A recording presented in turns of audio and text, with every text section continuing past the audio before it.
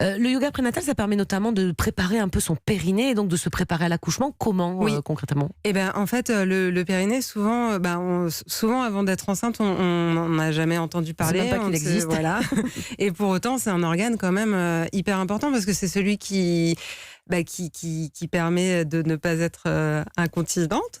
Ça soutient tous nos organes. Jimmy, voilà. C'est quoi le périnée On peut le redire un peu médicalement. C'est la zone en fait qui est entre l'anus et le vagin, qui contient les organes, notamment la zone du pelvis, et qui se déforme avec la grossesse. Même lorsqu'on a une césarienne et qu'on n'a pas accouché par voie basse, il faut rééduquer son périnée, parce que le risque, vous l'avez dit, c'est d'ailleurs que les muscles se relâchent et qu'on soit incontinent par la suite, des difficultés lors des rapports sexuels. Donc les séances de rééducation périnale sont vitales après l'accouchement. Et donc dans le yoga prénatal, vous faites du bien à notre périnée. Comment vous le sollicitez par exemple ? Par exemple, ça va nous permettre à l'accouchement d'avoir un périnée beaucoup plus élastique et pas ni trop contracté. Par exemple, dans le cas des sportives, des grandes sportives, souvent c'est trop contracté et du coup, le passage du bébé, c'est dans ces cas-là que ça peut se déchirer.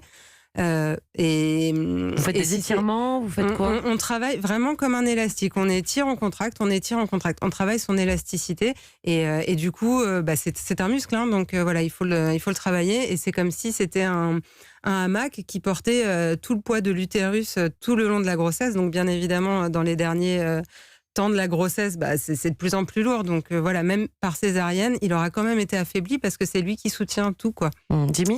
J'ai toujours cru, ou je sais pas si c'est une idée reçue, que la respiration avait une importance majeure dans le yoga. Vous expirez, vous inspirez. Ouais. Est-ce que ça peut peut-être aussi aider au moment de l'accouchement, de souffler au bon moment des contractions, de se relâcher, ou finalement cet exercice de respiration, il est pas si... Non, c'est important de respirer, mais c'est important surtout pour canaliser son stress et pour se concentrer sur autre chose. Et ce qui va être important surtout à l'accouchement, c'est d'être dans la bonne position. Vraiment d'avoir une position anatomique naturelle pour que le bébé puisse passer. Et la respiration aide, parce que au plus on respire profondément, au plus le diaphragme peut descendre, remonter, au plus ça veut dire que le corps est aligné et que le bébé peut s'engager. Comment on respire en yoga, par exemple ? Expliquez-nous, là, faites une petite séance rapide. En l'occurrence, en yoga prénatal, on va insister sur la contraction du périnée lors de l'expiration. Donc, on va parler de respiration abdominale et de respiration profonde. C'est-à-dire que sur l'inspiration, on prend son souffle par le nez, on gonfle le ventre.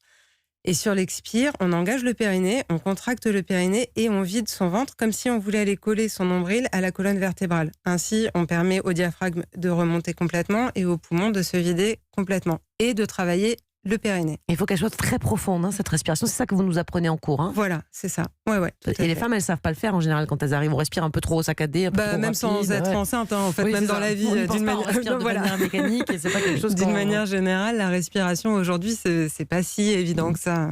Comment on soulage les maux de dos de la grossesse avec le yoga ? Alors, en étirant. Toujours. Il y a des postures particulières qui font du bien ? Oui, il y a la posture de l'enfant. D'accord. Qui est assez efficace, qui est très facile à faire tout le long de la grossesse. On est sur ses genoux, on a les fesses sur ses talons. Jimmy est sur ses genoux, là ça y est, les fesses sur les talons, c'est bien, bravo, en position. Et on étire les bras au sol. Étirez mieux que ça, Jimmy, allez, attention. Non mais j'ai un corps de lâche, je sais, mais ne vous moquez pas, Mélanie.